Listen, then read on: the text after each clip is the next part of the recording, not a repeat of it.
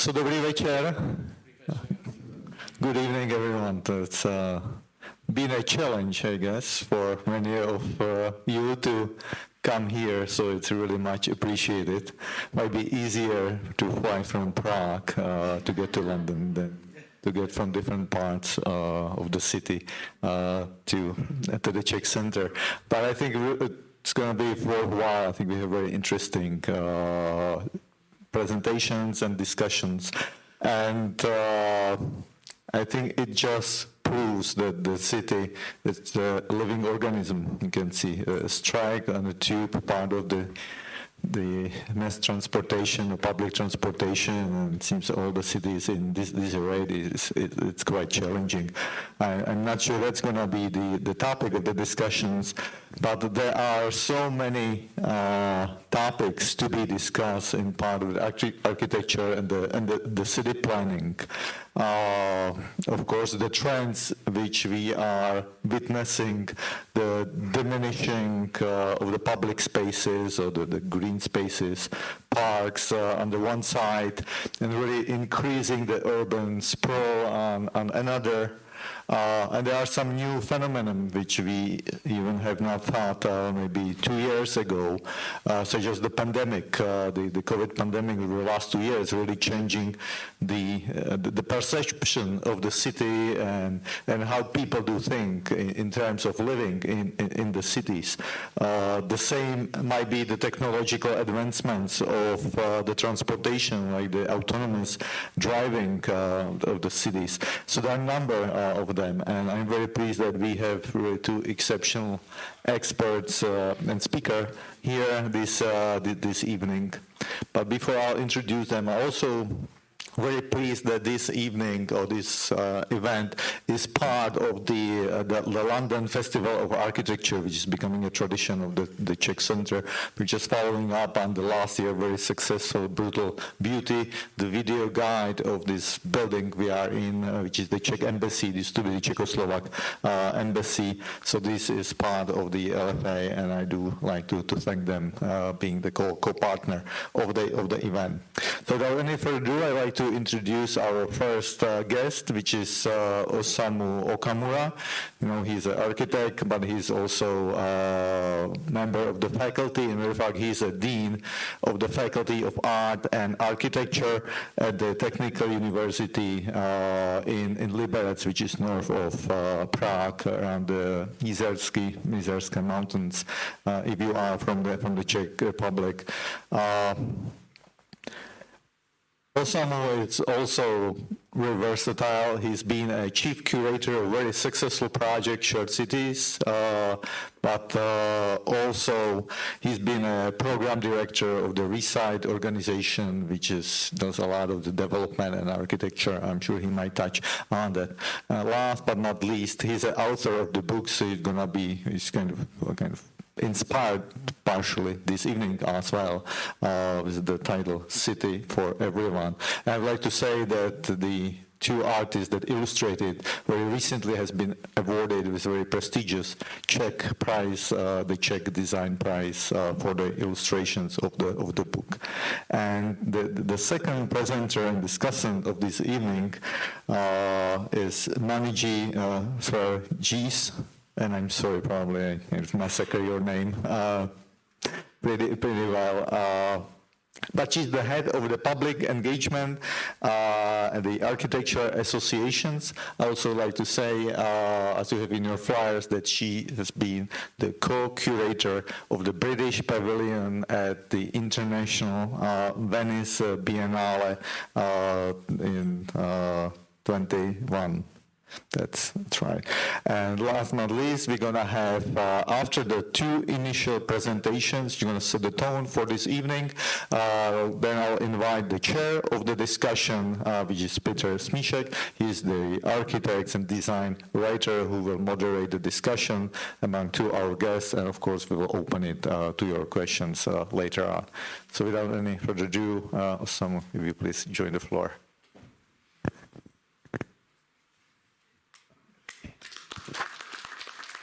Good evening. Thank you, Przemysl, for the kind invitation and very nice introduction.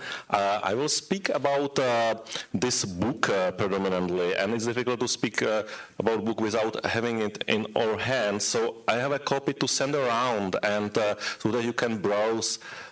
In the meantime, the book is in the Czech language now, so it will be a very interesting experience for you to see the Czech language, but you can see the images are very illustrative, so, but I will show you also the English version on here on the screen, because it was not yet published. Okay. So, I'm very happy to be here in the beautiful city of London. It's my third time, and maybe the longest time. Last time I was here just 24 hours for some conference. But I was born in a completely different city. I was born in Tokyo, in the Takashima-Daira housing estate, in a modernist city designed by progressive urban planners for a new, modern, and ideal man, freed from the burdens of the past, with new high hygienic standards and new norms, with ideal proportions, trees, sun, and fresh air, an ideal city free of any problems and tensions. Ideally. In reality, a place with one of the highest suicide rates in Japan. When we moved to Prague in the mid-1970s to one of the new prefab housing estates, everything was kind of familiar to me. In a modernist, unified, and spatially segregated city, I immediately felt at home. Only my playground has changed from stylized Mount Fuji to a wall built of many identical concrete sewer pipes. We were able to play with friends here for hours. However, not everyone was happy in this normalized world. In November 1999, the lined concrete pipes were replaced by lined members of the communist police. And against them stood people who no longer wanted to be normalized and wanted to live freely. This was at the very moment when I became intensely interested in architecture and began to study it. Criticism of modernism and modernist unified, functionally segregated and centralized urban planning at the time in Eastern Europe with considerable delay had just culminated. I was also interested in new possibilities to deconstruct architecture or to conceptualize it only in the mind, which my professor commented aptly in the words, Osamu, you decided to study architecture and not to design a single house. I probably misunderstood it as a compliment, but after a few more attempts, my professor ran out of patience and with the words, Osamu, don't solve your problems with architecture. He sent me to study conceptual art. Good teachers always know where the young person is going. So at the conceptual art school, I finally started to focus intensively on architecture. But completely from the opposite end. I stopped thinking about buildings, but started thinking about people. The city is not bricks and houses. The city is people and the relationships between them. And empty and dysfunctional houses, like this beautiful unfinished Baroque Jesuit college in the city of Jičín, which the locals name only as Russian barracks, only point to the unhealed scars in our society. Together with the local high school students, I started working on the restoration of broken relationships in the city, on something that might be called today a social sculpture or creative placemaking. My professor at the time commented briefly on my efforts. This is no art. Any better mayor could do that. And he was right again. Architecture, the city, society, and politics are a place of contest, of often completely conflicting private interests or views of the world, which are often not even possible to reconcile with each other, but exist in a shared space or in parallel, side by side. Today's city will certainly not be rescued by a handful of planners. Today, in the face of growing problems with the unavailability of housing, car traffic congestion, actually, I experienced it today very heavily. The city's economy threatening expansion to the landscape and many others, the city can't do without the active involvement of all its inhabitants. Today, we are no longer talking about smart cities. We are talking about smart citizens. At a time when in many cities of the developed world, dystopian visions of urban disintegration are becoming a reality.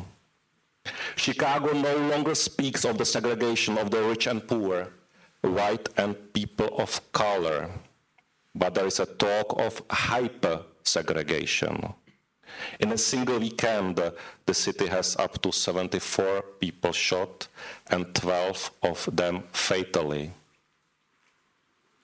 How to make our cities more understandable, accessible, and just via better sharing to foster democracy? I wrote an illustrated book for children about the city and its planning, Město pro každého, or City for Everyone. Because a city that is losing its youngest generation is losing its future. Contents of the book is the contents of many of our cities: monofunctional urban zones, brownfield land, suburbanization, industrial parks, sparsely populated cities, shrinking cities, transport and traffic, environmental degradation, neglect of public space, gentrification and lack of affordable housing, privatization of cities, empty buildings, aging housing stock and real estate speculation, lack of new construction and absence of political direction, lack of participation, plus some examples of good practice. This book is now being translated to German, Russian, Korean, and simplified Chinese, and was sold and distributed in thousands of copies already. And I would be really excited if I could publish it also in English language version. I will just show you a few pages from this book. That's a mock-up that is just in PDF yet. We produced it for the Frankfurt Buchmesse, for the book fair in Frankfurt last year. This is a chapter by a book about cities and urbanism and not architecture. Who does the city belong to? I think it connects very well from what we will see in the next presentation. And land use plan, historical cities, city architect. This is just one chapter example. These beautiful models that were built by David Bem and Jiří Franta. It was mentioned here before. There is some example. There are the orange text actually are showing some interesting data. There is example from London Docklands and Sports Complex for the 2012 Olympic Games. And some good practice. Now, being the Dean of the Faculty of Arts and Architecture of the Technical University of Liberec, people often ask me, so who is planning the city? I tell them, it's not just urban planners, politicians and developers who are planning a city. Each of us is planning a city by how we behave and move in the city every day. It's you, every morning, when you decide how to get to the city. Get in the car and soon you will be suffocating in endless car traffic jams, along with lots of other people who are mutually alienated. Go on foot, and soon you will wake up in a safe city where you will get easily to everywhere and to everyone. Thank you.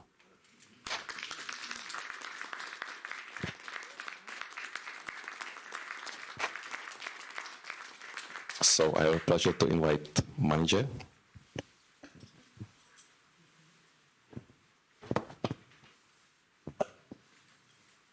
Great.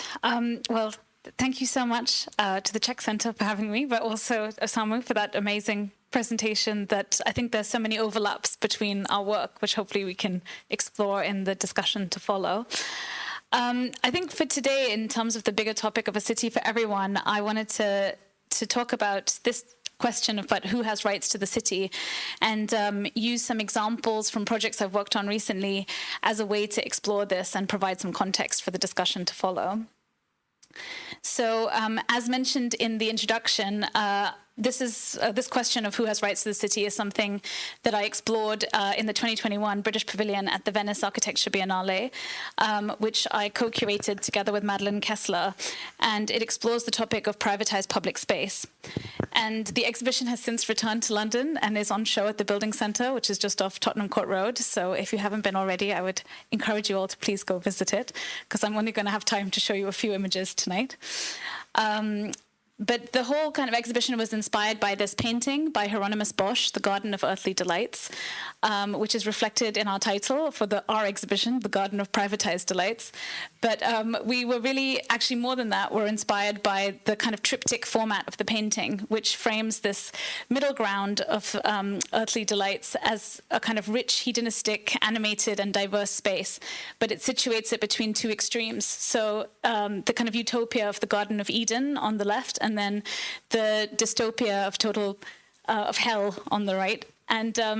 And we wanted to reinterpret this or use this as a way to rethink privatized public space and break the binary of public versus private, and instead see privatized public space as a kind of opportunity for architects to work with the public to think about how this territory could be opened up for everyone to actually be able to access, use, and enjoy. So I think the topic of privatized public space is a kind of global issue, but here in the UK, I think it's quite well summarized in this book by Brett Christophers, which is called The New Enclosure. And in it, it talks about how, I guess it looks at the fire sale of public land over the last decades and how the British government has kind of been selling public land without the public's knowledge. So is it really a public if it's being kind of sold off without our consent and we have no idea kind of who actually owns it? Another reference that was really important to us in the project is a kind of mapping project that's been worked on by two people, Guy Shrubsole and Anna Powell-Smith, and they've been working on a project called Who Owns England? And I guess land ownership in the UK is not very transparent. It's very difficult to understand who actually owns a piece of land and what you can actually do on it. So at the time they started the project, only 50% of all land in England was documented on the Land Registry's website, which is all the red you see on the map here. And then since they've started this project through kind of forensic research, Freedom of Information Acts, and various other strategies, a lot more of that has now been documented through their website. But there's still around, I think, 5.2 million acres that still need to be registered. And on the Land Registry website, even when something is registered, you don't actually know, it's not attributed to a particular owner. So there's still a way to go for us to understand that. So in terms of our exhibition, what we wanted to do was try and look at a lot of these issues in different types of privatized public spaces and look at what we could do to open them up. And so we looked at spaces that you'd find in any typical UK town or city, from these kinds of gated squares that you see in any kind of Georgian city, so London, Edinburgh, Bath, Bristol, you tend to find these. And they're amazing, these green oases, but then only accessible to people who have a key. So how can we actually remove those railings and open them up was something that we were quite keen to explore. Or we were looking at spaces like the pub, which is, a very important space rooted in British culture, but has become over time basically reduced to a space for just drinking. Whereas actually, historically, it's always been a kind of very important civic space, a space for political discussion and debate. And so how can we actually return it back to its, original function? as an important space for people of opposing views and from all walks of life to come together and discuss ideas. And then we were also interested in spaces like, I guess, playgrounds, but also thinking of spaces for teenagers who are kind of too old for the playground but too young for the pub and have been pushed out with the closure of youth centres. They've been pushed out of the city and have nowhere to go. And so working with 5 other practices, we tried to use this kind of 6 rooms of the pavilion as spaces to explore places to critique existing privatized public spaces in the UK, but also ways to propose alternatives. And because of the Bosch influence, we tried to make them kind of surreal, one-to-one immersive experiences that people could actually climb on and sit in and actually, I guess, imagine what their cities could become in the future. And we also had a secret 7th room, which was the public toilet, which is often a taboo subject that no one talks about. But actually, the provision of good public toilets really affects how much of the public realm we can all experience and use. And so it was really important for us that that was also a kind of installation that was taken into account. Just to quickly go through a few other projects that also look at who has rights to the city. This is an installation that happened in the autumn of 2020 between lockdowns, and it's on the corner of Bedford Square, a gated square that only key holders have access to. But it was curated by Shin Egashira together with myself, and it was in collaboration with Japan House London, which is very close by. And they had this exhibition, Architecture for Dogs, that was traveling, it's been traveling around the world. And we showed some of those models from their exhibition, but alongside that we ran a competition for architects to submit different ideas for playgrounds for non-humans. And so we got a whole host of results. We had, I think, on the side here you can see a kind of design for squirrels. There was one for like rats to play in the sewer, and then there was another one for worms. But I thought this was a nice example to think about what are the human and non-human inhabitants in the city, and how do we actually design for everyone to really like cohabit together. And then I'm currently working on a new South Asia gallery in Manchester, and that's for the Manchester Museum, but it's in partnership with the British Museum. And it's being designed by Studio C102 and Mobile Studio Architects. But my role is kind of to look at the interpretation or the visitor experience and how to tell the stories of a vast area like South Asia in this kind of museum. But what's really exciting about it is that it's being co-curated by over 30 local South Asians, but also South Asian enthusiasts and experts. And their lived experience and research is really shaping the contents of the gallery. And what's so important about this project is that museums and galleries are important public spaces as well. But too often, a lot of people, especially from diasporic communities, don't see themselves reflected in contemporary culture. So this gallery is like a first move to try and change that and actually make what we consider cultural spaces much more diverse and inclusive, and to create a sense of belonging. So, and then most recently, I've been working with the Mayor's Office, or the Greater London Authority, as a mayor's design advocate, and they've been doing really interesting work to kind of open up public space across the city. This is their Public London Charter, which was part of the draft London Plan, which has now been put into action. And it's the first attempt to kind of regulate all public space, whether it's publicly owned or privately owned. So any users, owners, or managers of public space will have to kind of follow these same guidelines.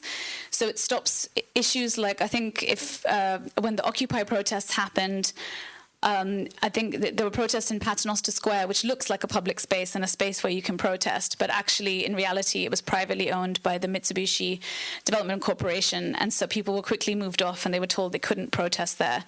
So I think regulations like this and public policy helps ensure that, I guess, what looks like a public space actually is all held to the same standards. So to kick off the discussion, I thought I'd end with this kind of question that we had at the end of the pavilion experience, which was on a bench, which was to really question, like, why can't all public spaces be gardens of delight? So it's not to literally say that every public space, whether it's a pub or a high street or a square, should be a garden, but it should be designed perhaps in a spirit of delight for everyone to be able to enjoy it. So with that, we can have a conversation. Thank you.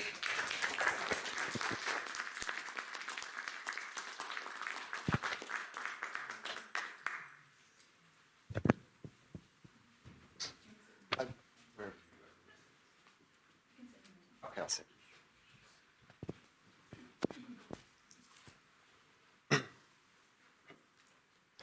All right, thank you very much, both of you, for your presentations. And I think to everyone in the room, it was quite clear that there's quite a lot of overlap. So I think we'll have a very productive discussion. We'll first start with a discussion between amongst you two, and then we'll of course take some questions from the room. There will be a roving mic, so you know, if you have a question, make a mental note. We'll send a microphone your way eventually. Yeah, so thank you so much for being here and for, you know, making the trip, whether it was through congested London or all the way from the Czech Republic. I think they're both quite arduous journeys. But I think when we talk about the city for everyone, I think you both touched on really interesting points, and I think maybe it would be good to start with your own experience. So when is a time or a place where you sit down or you walk through a place and you think, wow, this place is really something that is for everyone? So maybe I'll ask you first, Manijay, if that's okay. Yeah, I think it's a great question, and it's actually, I think, more and more as I have delved deeper into this topic of privatized public space or who has access to the city, it's something that I've started to maybe subconsciously at first, but now much more consciously evaluate any city I visit in terms of, I guess, the diversity of the city, the access to public space in all its forms. So I remember several years ago going to Berlin to the Tempelhofer Feld, which used to be the old airport, and that had been converted into this huge park that everyone around it was using, and it's since been converted into kind of refugee housing and things like that. And while I'm sure it has lots of issues for people who live there locally, I think coming from here and seeing such a vast chunk of the city suddenly being opened up for everyone to enjoy was really exciting to see. I think in London, for example, is amazing in that it has so much green space and so many parks, and every local neighborhood has access to parks. But then during COVID, we saw how some things like railings that created pinch points at the gates actually created lots of issues, and they were closing parks so people couldn't use them. People who didn't have private gardens were really constrained to their flats. The closure of public toilets meant lots of people couldn't stray much further from their home, so they were on this kind of leash to their home. Yeah. So I think there's lots of issues that control how much of the city we can access. I've experienced it just yesterday when I walked the Hyde Park. Yeah. It's amazing space. It's just an asset that it's just something that has incomparable, I would say, value and size, and just walking the very busy street with a lot of traffic, a lot of houses, and then crossing this little border and being in the pure nature that is it's quiet and has a very natural kind of touch. Is not over-designed somehow. It's very pleasant, and people really enjoy it. And day and night, probably. I don't know if it's being locked in the night, but it seems like it was. When I arrived, it was nice weather. It was on Thursday. It was full of people, and people picnicking, sporting, whatever. And when comparing with Prague, we don't have this big park in the center, but we have the river that has the riverfront. This is super popular now. The riverfront, actually, the redesign of riverfront was shortlisted in the 30 top European contemporary architecture designs or realizations in the Mies van der Rohe Prize. And so it's after, I would say, 15 years, one of the very few realizations from Czech Republic that got on this list. Yeah, so the winner was from London. Yeah, that was the school in Norwich. By Grafton architects. So that's another interesting connection for me. Yeah, and the riverfront in Prague is kind of park. Yeah, it just has no trees. It has the water and the sky, and because you are sunk under the water level, under the street, you are just on the lower level. under the city, you are kind of displaced, yeah, and it's so popular, and it becomes a really social, I say, mixer, yeah, because the visitors mix with locals, and it's one of the few places where you, until recently, could bring a bottle of wine and have a good, nice picnic with friends, but now it's getting stricter, and probably after 10 p.m. or maybe midnight, it will be banned, yeah, so, because of the residents, of course. Sorry. But I think, again, both of your points really bring us to another thing, which I think as certainly as architects, or if you train as an architect, it's not what you first think about, but it is also the goodwill of the authorities and the city and the residents that you have to work with. Because, of course, those parks in the pandemic that you mentioned, a lot of the authorities were being too cautious, perhaps, and they closed them down because they thought people would congregate, or they would, at those pinch points, they saw them as problematic. With things like the riverfronts in Prague, that was derelict for a long time, and now the city finally kind of started going for this revitalization. But again, it just brings up all sorts of tensions. So this is going to be a big question, probably, but negotiating these tensions, how do you find it? I mean, you've obviously been working with, in the Manchester Gallery, you're working with 30 people and curating a gallery. How does that work? I mean, even when people are behind such a thing, surely there are tensions and maybe disagreements. I'm sure they're polite, but how do you curate that? Yeah, I'd say that it's not without its challenges, but I think everyone is kind of heading towards a shared goal to realize this project. But I don't know, I think in general, I guess to maybe start from a broader perspective, I think architects, more than anything, are communicators. It's what we're trained to do, whether you're building a building or designing a master plan or working on a public space or curating a gallery, you have to deal with so many people from different disciplines and kind of find common ground in order to realize the project. And so I think that a lot of the pavilion project that we did in Venice was advocating for architects to actually bring different people around the table from the public sector and the private sector, the users like citizens and kind of local people, so that you can actually get their perspective and actually mediate between all of that. I mean, and then maybe specifically to the Manchester project, it's been really interesting to work with all these people who have very particular reasons for being involved in the project and are incredible experts in their own right, but then finding a way to structure that so that we can deliver a gallery that makes sense to people visiting it. You'll have to all come in 2023 when it opens to tell me whether it succeeded. But I think the passion behind the project is what unifies people, and I think trying to find that common ground helps mitigate some of the tensions that might arise. So I think, following from that, I think maybe the idea is, just try your best, and then you can always adjust, readjust. Maybe that's the way to resolve tensions. How do you find that in your work and in your book? Because you talk about, things like transit and cars. And of course, a lot of people want a suburban house, and they like the idea of commuting, but then again, that's not great for the city. So how do you mediate between those desires and kind of, the greater good, as it were, or, No, I think what is amazing is that we have a chance to learn from each other now. The communication is so easy, traveling is so easy, and let's say architects or urban planners just travel, and they travel to different cities and just see the inspiration, bring it like home, and it's very, very progressive field now. Like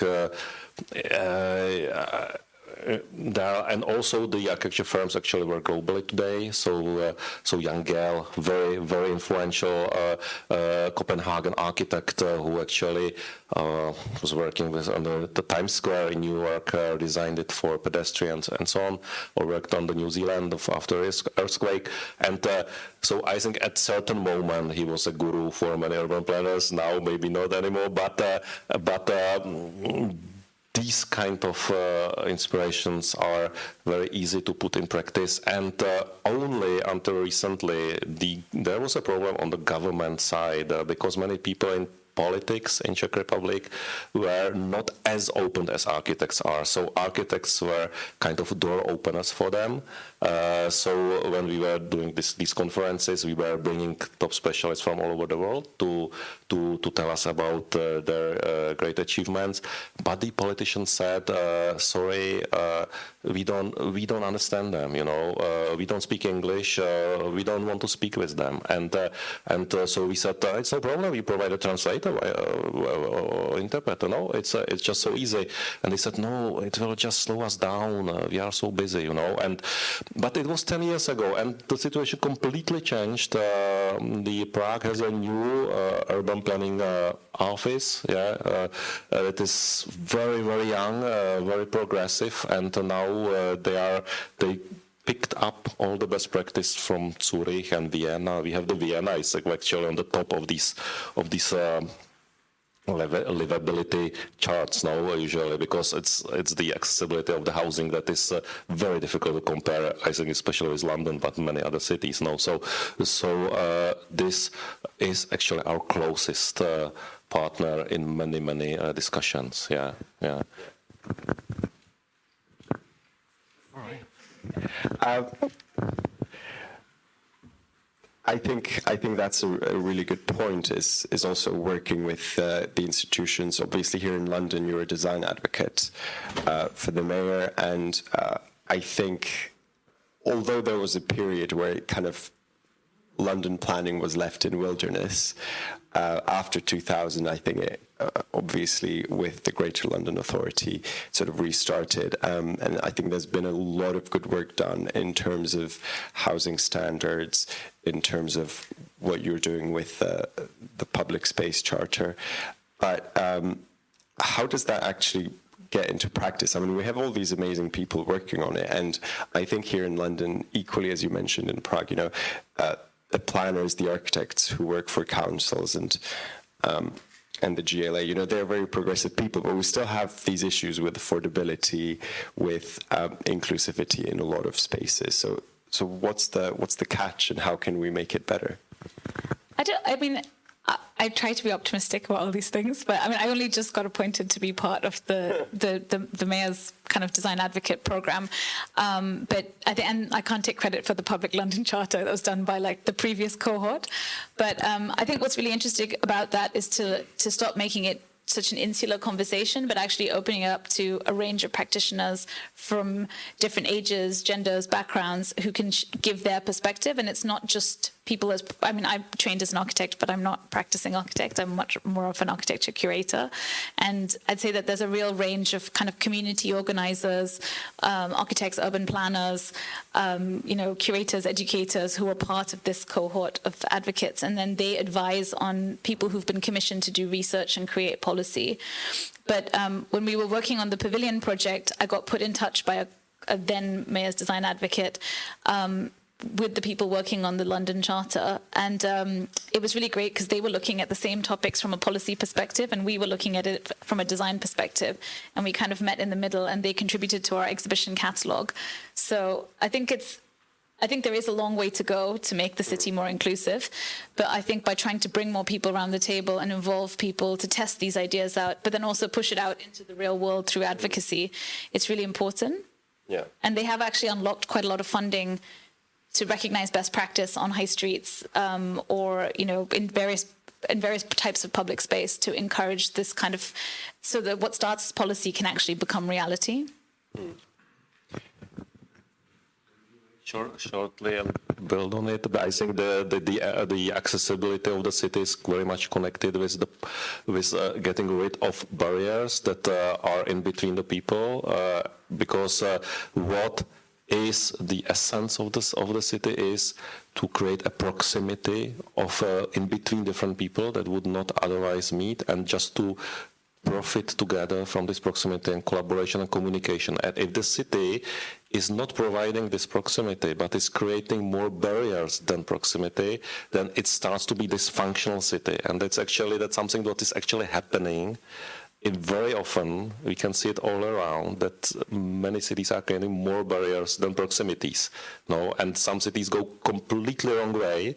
And when mentioning car traffic, it's actually one of the problems of the cities today is the individual car mobility that is within the city is actually not helping with mobility, but is actually creating a barrier. Yeah. So if we want to make cities more accessible, let's talk about walking, cycling, and barrier-free public transit. I realized that London transit is not that much barrier-free at the end. Yeah, I was quite surprised. Yeah, the buses are good.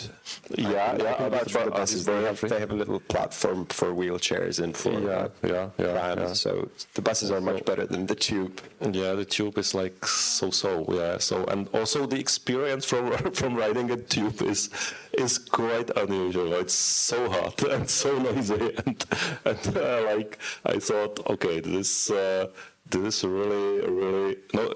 I don't know. It's if I would speak about something in comparison with Prague or Czech Republic, the public transit is quite good. Yeah, it's on very high level. Yeah, maybe it was designed partly as a nuclear bomb shelter, no, especially in Prague. So it's very generous. It's just huge, and you can get easily anywhere. But it's also very deep. Probably it's not very economical, no, because it was just it's a hilly town, so we just have to go very deep. Yeah. So you are spending a lot of time on escalators, while here we just go fast in and out. Yeah. Maybe now is the time when we ask people for some questions. Yes, there's a gentleman there with his hand up. Here.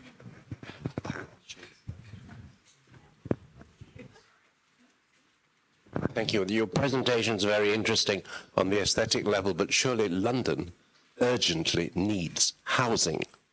What are the architects and the city planners and the mayor's office doing to remedy this situation? And on the other hand, we had one of the most monstrous constructions in the whole of London, which was at Marble Arch. How was that permitted to happen in this enlightened world of architecture, curation, and inclusivity?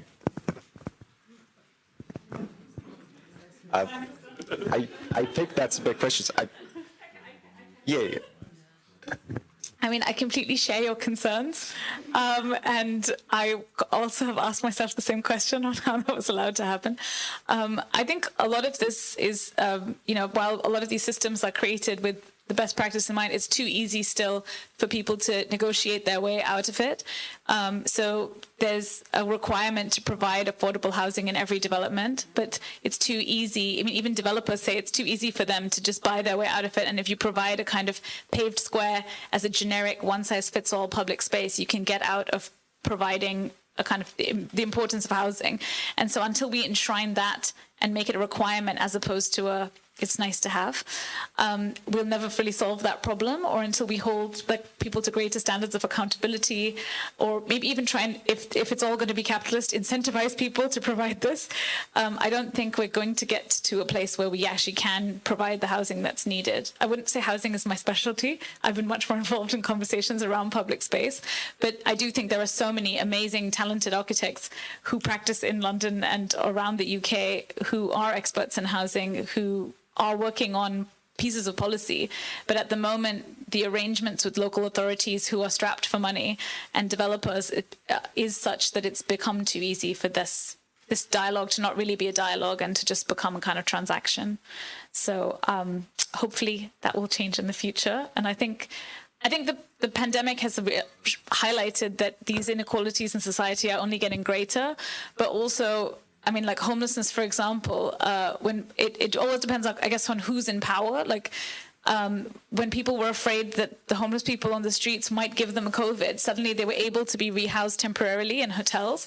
And so if the solution was that quick to find in a kind of emergency situation, the fact that we can't properly address that day to day in the city and so many people are kind of freezing or starving on the street is really problematic. So I think it's kind of made a lot of urgent problems even more urgent. And we have so many architects design huge constructions paid for from foreign countries that are empty. Yeah. Yeah, and I think it would be also good to have a perspective from Prague, because I know that there is quite an affordability crisis there too. So maybe you can shed some light. I'm a big critic of private towers in cities. Yeah, for me, it's not much European. For me, it's a kind of American model that is built on, let's say, corporations and the success of corporations that are actually following private interests, not public interests. And the historical cities in Europe, the tallest building used to be maybe a cathedral that was a kind of a community center. No, that's something that was a common space. Or later, it was a city hall. The tower of the city hall used to be the highest in the town, or maybe the fire station with the control tower. Again, it was a common thing, and that's, I think, important that these symbols in the city are common, are shared, and are actually fostering the community. These are the orientation points in the city. While if we say, let build tall the private developers, we say they are more precious, or they are maybe higher in the hierarchy. No, the city has a hierarchy. You have like the central institutions, government, and so on should be in the center of the city. And then you have some schools, and you have some and so on, and then you have residential. But the public space is more and more being pushed away very often in Czech Republic. Some of the universities, they just move or relocate to the campuses that are on the edge of the city, and they are selling their old, let's say, historical campuses to some conference centers or something like that. We are trying to oppose that. And I was 6 years in a committee for urban planning in Prague, 7th district. That's one of the central districts, and that's also why I had so many practical discussions with developers on a daily basis in our committee, and they actually understood.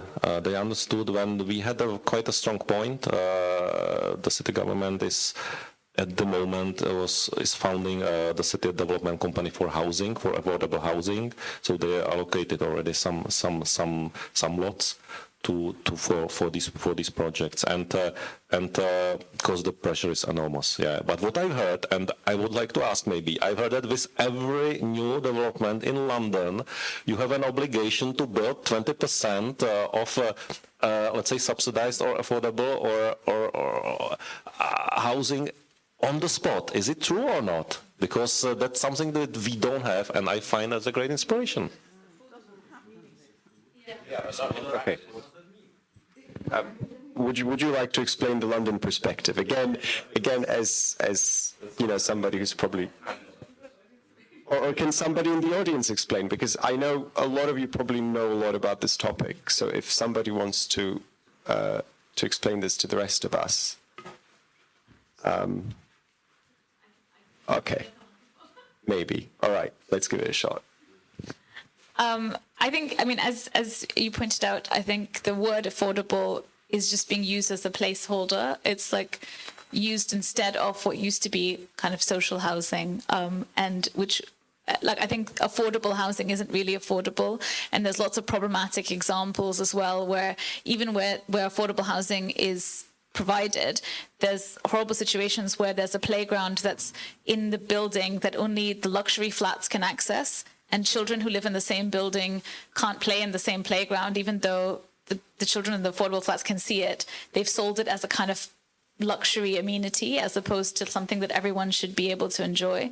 So although it's kind of, they tried to make these conditions to provide affordable housing, as I was mentioning previously, it's too easy for developers, even like, and developers are saying that the format of the conversation is wrong. They offer, there's things where through Section 106, if you provide a kind of public space or a kind of a space for the community, you can get out of providing that affordable housing. So the actual provision of affordable housing is so much less than what it should be. And then it's not actually affordable to half the people who need it.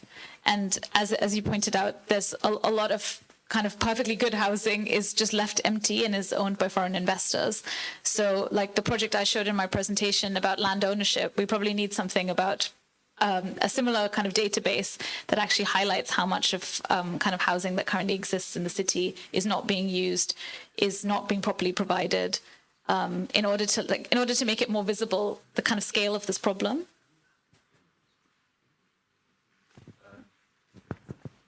I've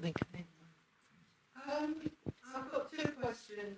I think it is a very big concept, architecture, especially in the urban concept of it.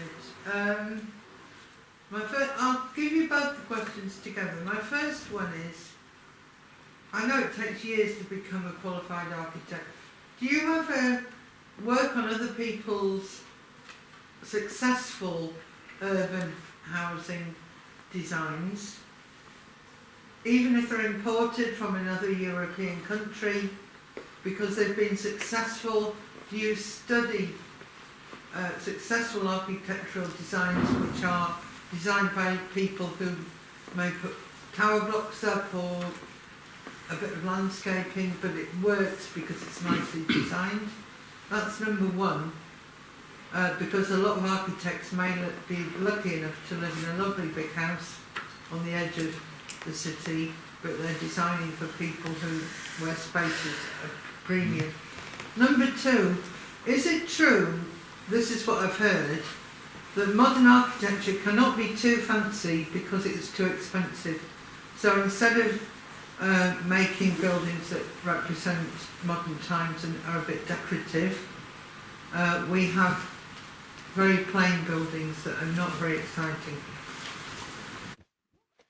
Okay, so I'll just reiterate that. The first question is about how architects study different exemplars of housing, and the second question is about, I guess, how we can make modern architecture more exciting visually, given that often cost is an issue. So maybe to you, because I mean, we're obviously talking about London, we're talking about Prague, we're talking about Manchester, we're talking about other cities. So do you study other exemplars? Okay, so we didn't speak yet about Bordeaux. Yeah, that is here. That's actually the revitalization of a huge prefab housing project by the architects Lacaton Vassal and Lacaton Philippe Vassal. They just got the Pritzker Prize. That's kind of a Nobel Prize in architecture for these projects that are socially very sensitive. Today we speak in architecture a lot about let's say circular economy, yeah, about reuse, yeah, how to should we actually build more, or we should look more into the gaps or into the already existing resources that are underused. Yeah, we are facing climate change. We are climate a real catastrophe. Yeah, potentially, but it's really coming closer and closer.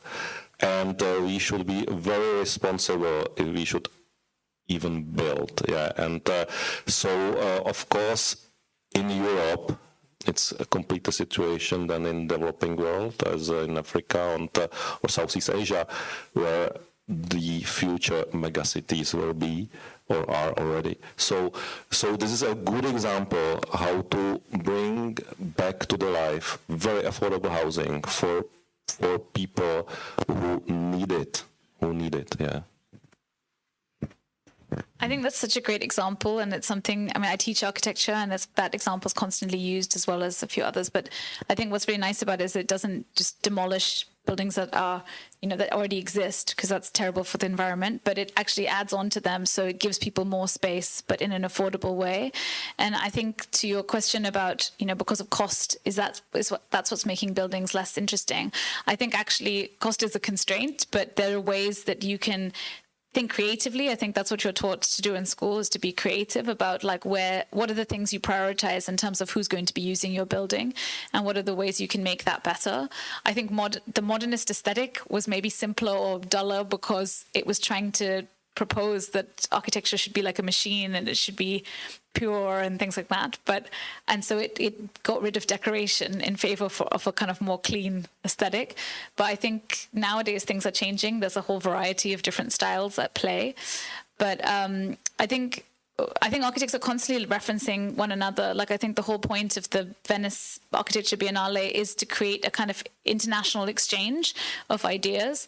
And I think even in my pavilion, rather than my co-curator and I just designing the whole thing, we really wanted to invite different practices that were doing interesting work to come together, and how that could be shared with an international community to talk about, if privatized public space is a problem everywhere, what can we learn from kind of some of the work that these different practices are doing that could be applied internationally? Like, just because you don't call it a high street, most cities have a kind of main street that has their shops, their doctor's offices, their post offices, etc. And retail is moving online. The nature of those streets are changing, but what new kind of civic and social spaces could be created to revitalize those streets, to get them access to more funding, and to bring more people to them, so that they become live and active hubs in cities once again.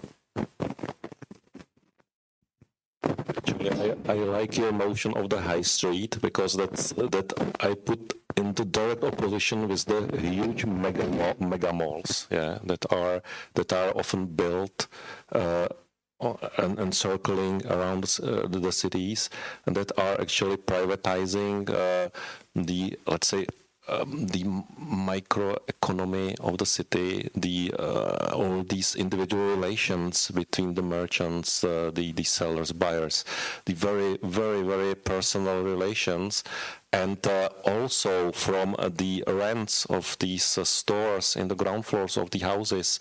Actually, the city is being developed, because it helps the house owners to repair the houses and to keep them in a good shape, or design them. And if we drain these shops to the big boxes, we are losing a lot of economical power.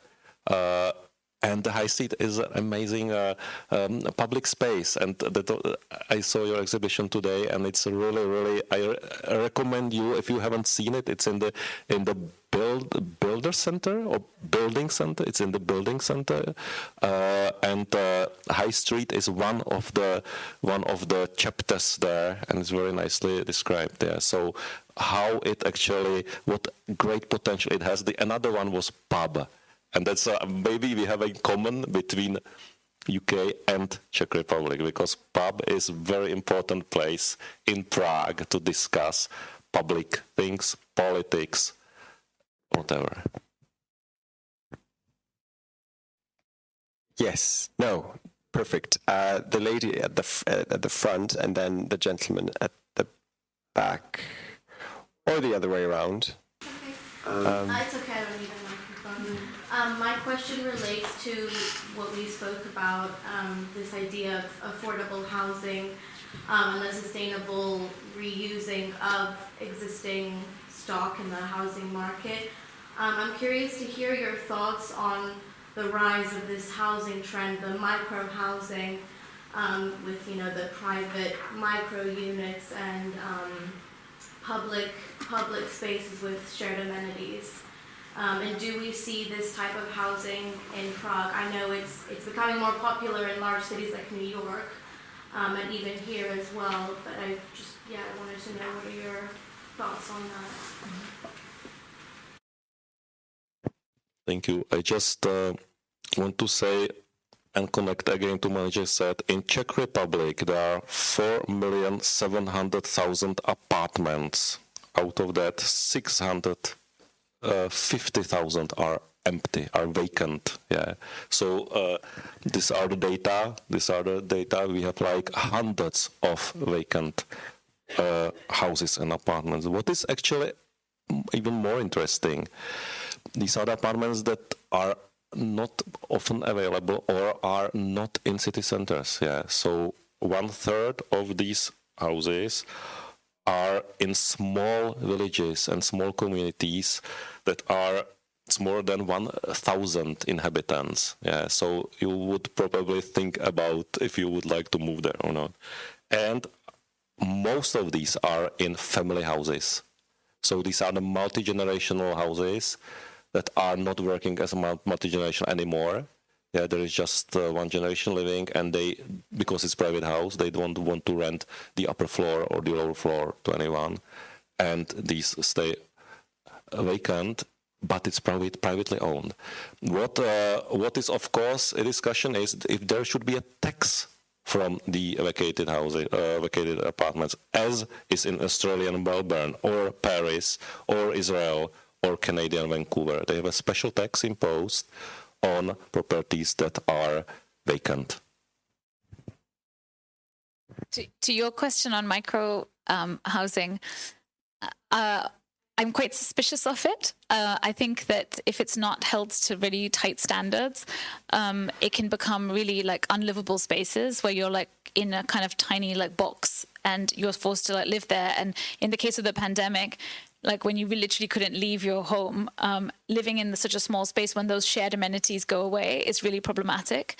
I just judged this ideas competition about co-living, and it was really exciting because there were so many exciting ideas that are being developed about ways we can share space in cities much more effectively, and also move beyond these kind of very normative models of the nuclear family as like the only model for housing, and actually like, you know, what are different ways which people can share space and more generous ways you can actually like live in a large room but still, you know, I guess also share social responsibilities as well, whether it's childcare or caring for the elderly, like intergenerational spaces, mixing together people from different backgrounds so that you learn from one another, so that we're not so reliant on spaces like the pub or public space to kind of bring us together, but actually kind of different models for living can really work. And so there is a lot of research being developed around that, and I hope that that comes into effect rather than we go. I think this like pocket living or these micro housing things are kind of dangerous because they're left to the forces of capitalism and neoliberalism. They could just become really, frightening conditions where I guess it'll just become a very different, like a class system for housing, which is already like kind of the direction we're heading in. So I would resist those and instead advocate for kind of more generous and new ideas for co-living. There was another question from a gentleman. Yeah. I have a quick question. So I know there's a lot of focus on like gentrification.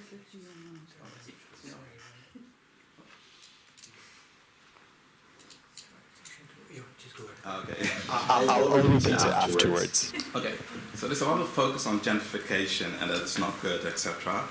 But if you look at like areas like Hammersmith or Shepherd Woods, where gentrification did actually upskill the neighborhood, is it more about the balance between gentrification and the opportunity for those with like a less affluent kind of people, that you need to find the right balance? So I'm originally from Rotterdam, and there you have the Kop van Zuid, so it's like a very new developed area. In the past it was very bad, negative. And then they upskilled it with new apartments and kind of great architectural designs. And that upskilled the areas closer by, and it created new opportunities for those who had in the past lower education, but because of that they got upskilled, so they move along. And I think, especially when you look here in the UK, or at least in London, it's a lot of emphasis on, you know, it's a lot of gentrification going on, it's bad, negative. But if you look at the areas where it happened, actually, it does upscale. Even if you look at the diversity rate within companies, you see that a more diverse workforce. And my question is then, how far do you want to go with creating affordable houses or creating kind of, disturbing that kind of gentrification and therefore maybe altering the outcome? Okay, so I guess it's about, I'll just repeat it for the microphone. So I guess the question is about, harnessing some of the maybe positive effects of gentrification, which means bringing investment to areas which otherwise wouldn't come, and balancing that with things like affordable housing. And so maybe. I think the very important tool, maybe the only one, is the provision of municipally run housing, like this city, the city is provided by municipality.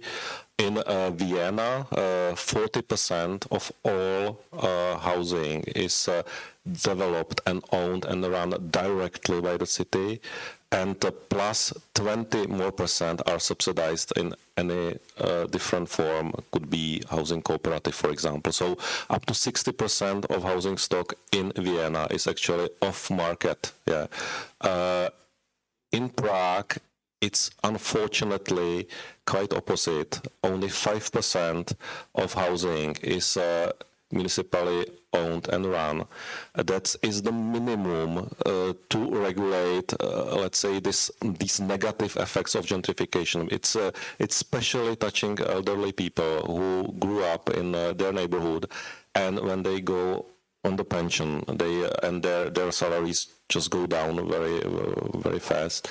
They can't afford their places anymore, and they have to move out. And it has very negative social impact on their relations, where they just lose their community. They have to move somewhere else. And in their age, it's really disaster. So 5% is the minimum, the urban planners say.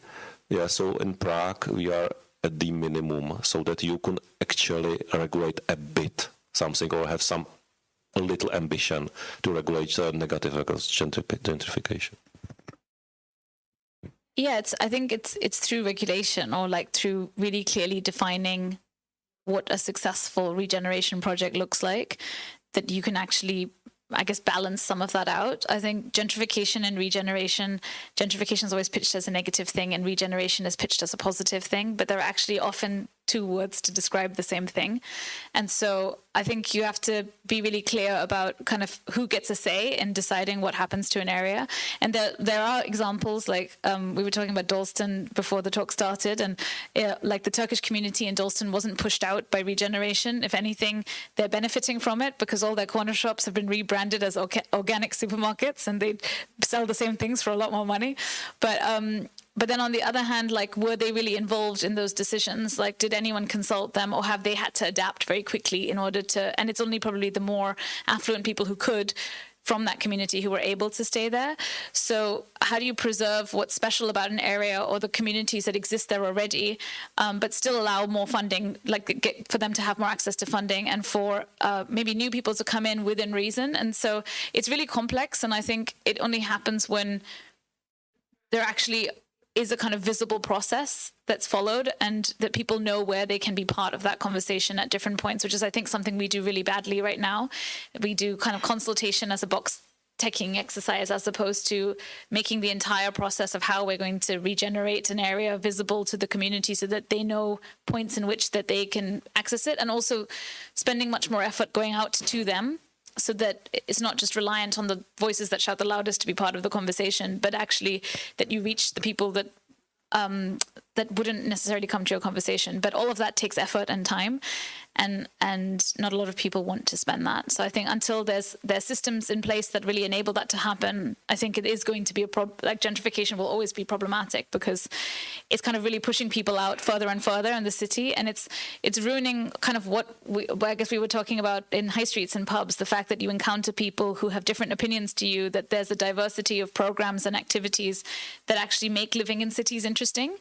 And the more they become monocultures, or kind of like economic homogenous, I guess, places, that the less interesting and the less vibrant they become. Maybe two things on that with the council estates, because like in the UK, they have a really odd thing that you can actually buy your council estate, whereas it's funded by taxpayers' money for those less privileged. Yet you can make profit out of other people's money, basically tax money. It's a very odd system. I know Thatcher introduced that, which was a horrible idea. But also, it's I think the council estates in the UK, they look just very depressing. Like if you look at the windows, quite small from an architectural perspective compared to, let's say, Germany or the Netherlands or Belgium. I suppose it's done on purpose to kind of make you feel depressed, like you're in a lower class, I suppose. That's the only reason why I cannot, it's because even in the Netherlands, for example, when they build council estates, at least it adheres to certain criteria. Whereas in the UK, or at least in London, it seems like the design was done on purpose, I suppose. No one wants to have a window from this size, for example. Can I say something as well? I grew up in the Netherlands and I studied architecture there, and I can absolutely agree that, window sizes in Holland, my God, please take me back. But the window size, I currently actually live on a council estate, and I rent from a private landlord. We have good sized windows, not as big as they would be in Holland, I give you that. I think it must have been done for cost reasons, but they are generally decent. And the space standards inside are more often than not, are actually bigger than what you would get in a private development of that area. So just to correct that, and again, there are differences between how countries look after their housing stock. Yeah, I'm glad you said that, because I agree. I used to live in a kind of ex-council tower in Battersea, and I lived on the 10th floor, and it was probably like the best views I'll ever have in my lifetime. And I think a lot of people who share flats actually want to live in kind of ex-council flats because they have really well-proportioned rooms. And so I think in lots of these terraced houses that are cut up, or any other type of housing stock, you have one really big room and then one tiny room, and then you have to fight over how much rent people pay, and it creates lots of social issues. So I think they're actually really incredible buildings. I think the size of windows in England is the result of like a problematic window tax that was introduced, that actually charged you based on the number of windows you had, which is why we have horrible rooms with no windows and very small windows in some cases. But I think that's across a lot of housing, not just, I guess, social housing. And I think the biggest problem that the UK has is that we allowed for people to kind of buy their council housing, and it stopped being something that was part of a kind of much bigger social and economic model. And that is something that is part of this kind of fire sale of public land, but also, like, I think that book on the new enclosure covers that in addition to kind of public space. And I think that's where everything went wrong. And we need someone who's going to come in and maybe try and shift that, or create a new model, perhaps that's more fitting to the crises we're facing today.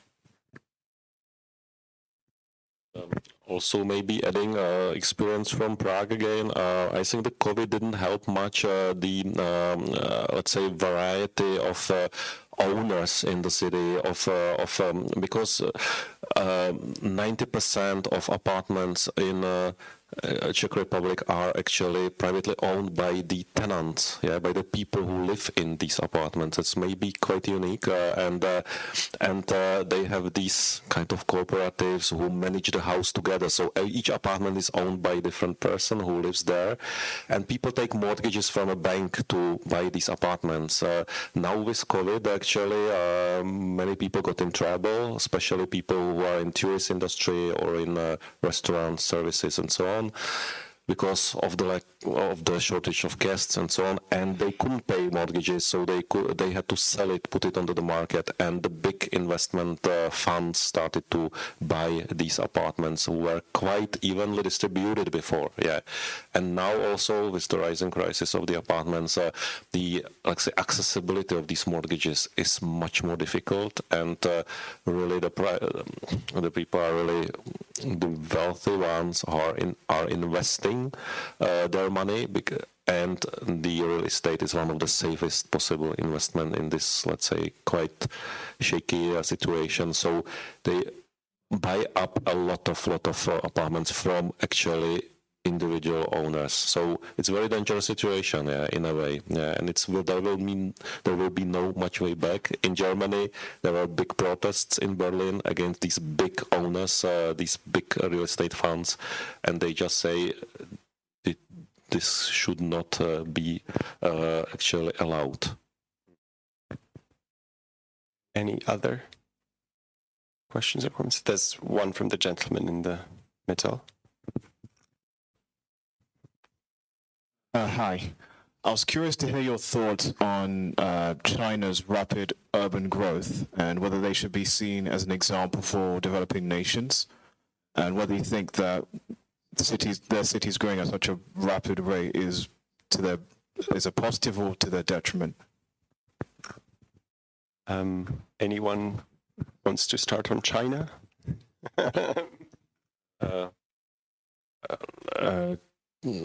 I think that there's nothing like plus and minus, because it's just a fact that these cities are growing because the population is growing. But now there are a lot of ghost towns as well that were just built on a green land with no connections, with no, let's say, community around, with no history, and these were just so there's a very nice documentary film about these ghost towns that actually are completely vacant and falling apart already.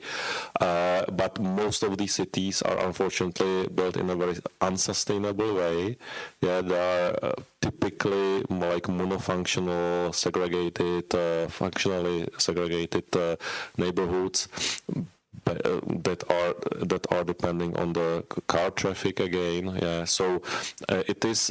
I would say I've been just to Shanghai. Yeah, so I cannot really speak for all China. Yeah, but it's a very diverse country with a lot of very good examples as well. Yeah, they are really trying hard. The architects who are working with sustainable projects are quite amazing, with this Hutong typology that was also presented at the Venice Biennale several times.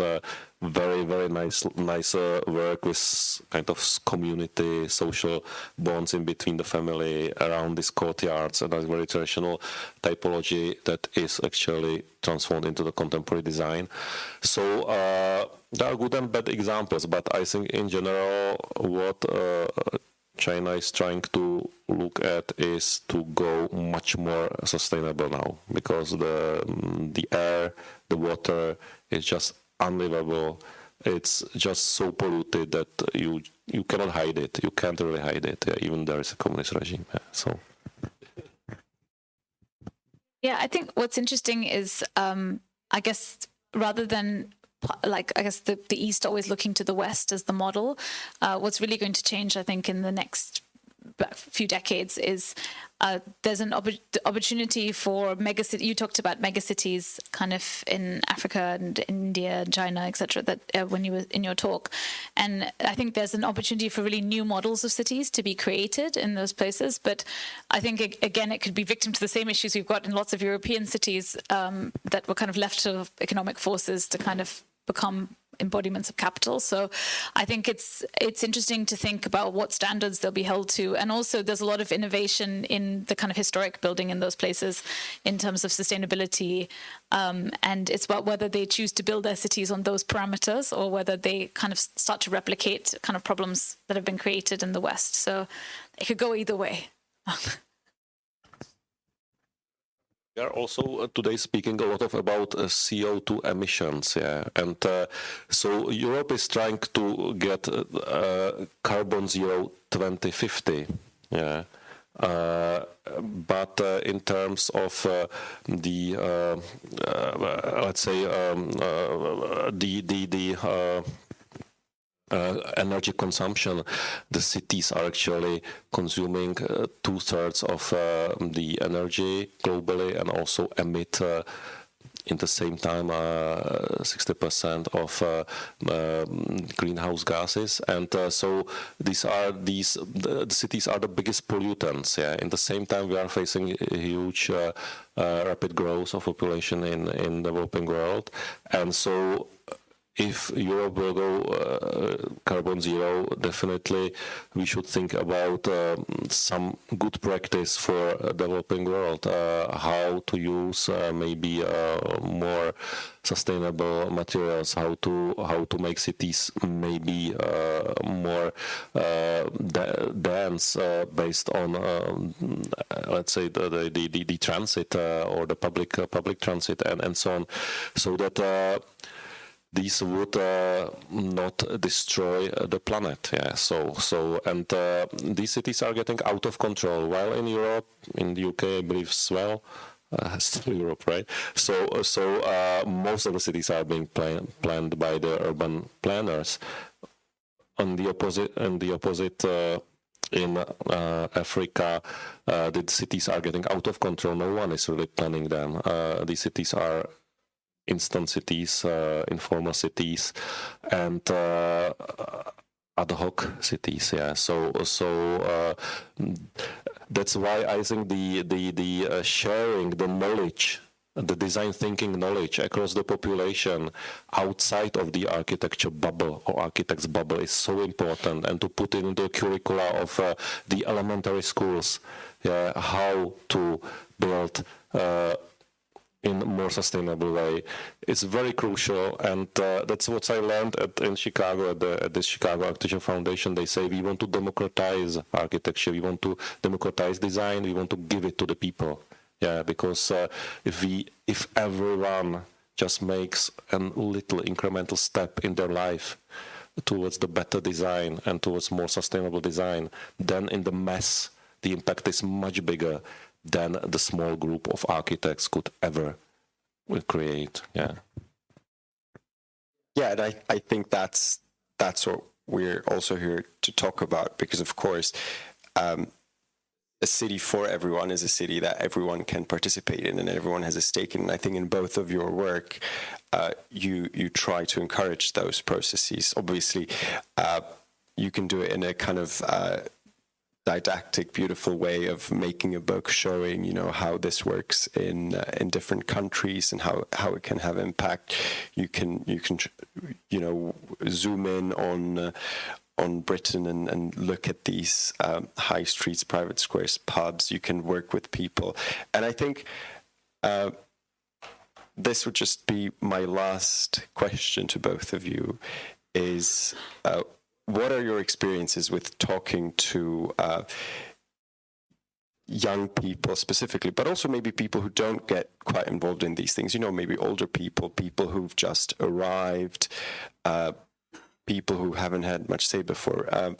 How do you find them? Do you find that they have a lot to contribute, I'm sure, but how do they then find being part of this process? I'll talk to you, and then you can talk about the book briefly. I think people actually want to be part of the process. It's just not always visible how they can be part of the process. I think a lot of these processes are maybe purposefully designed to not be as inclusive as they could be. And there was an amazing summer school that happened at the Architectural Association of many years ago, where they were trying to take planning law and draw it in really simple diagrams so that anyone could look at it and understand what the kind of written law actually meant.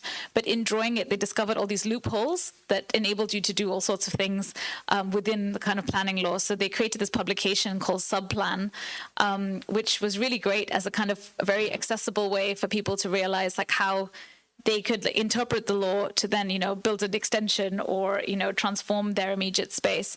And I think there's lots of initiatives like that now. I mean, one of the tutors from that summer school went on to start a company called Public Practice with one of his collaborators. So it was Pooja Agrawal with Finn Williams set up Public Practice, which is a way to reintroduce architects into the public sector so that we write better briefs for projects and that we can kind of, ensure that cities are better designed. and I think there's like Public Works, who was one of the practices who worked with us on the British Pavilion. They've been doing a lot of work on citizens assemblies. So how do you, at a time where maybe democracy isn't really working and we kind of protest and we vote for people that aren't actually enacting what we want, how can we create more bottom-up forms of decision-making? And they work a lot with local communities. They've been doing this project in Loughborough Junction for 10 years, building all sorts of things and gap sites in the neighborhood with the local community, but giving them the tools and the agency to be part of the conversation and allowing them to kind of co-create with them, which is really the problem in the past. I think people have a will to want to do this, and they're willing to give up quite a lot of time and effort. But if you don't, I guess, make it feel accessible or that they can have a voice in the process, then why would they?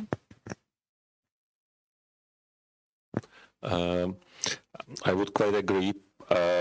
People are quite excited to get involved. Only very often they don't know where to start. Yeah, because the city is so complex. The architecture is so complex. The architects don't make it much easier for people. They are just making it like very, very incomprehensible and difficult to understand at the end. So that's why it's interesting to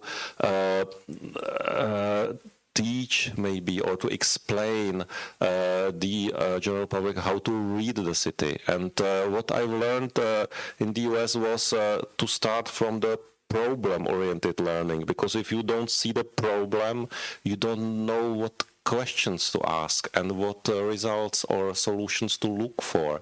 So this book has 14 chapters, and each one names one single problem. It's kind of a dissection of the body of the city.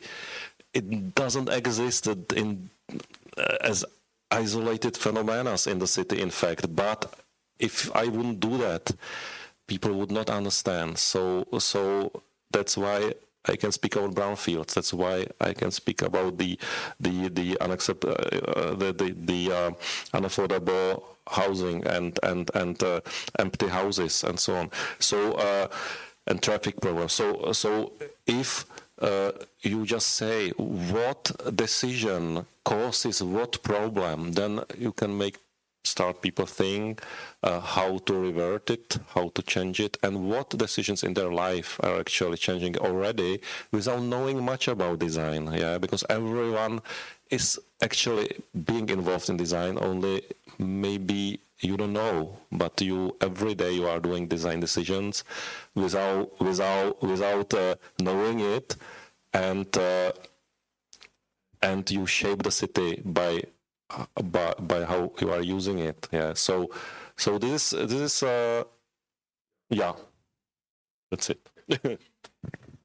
And I think that's it from me as well. Thank you everyone for coming, and thank you for having us here at the Czech Center and this wonderful LFA event.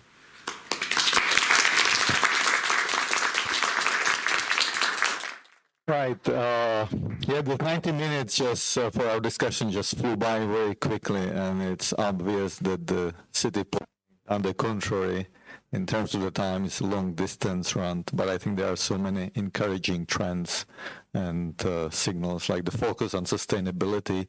And as it has been said, it's not only the smart cities, but it's the smart people and the smart cities.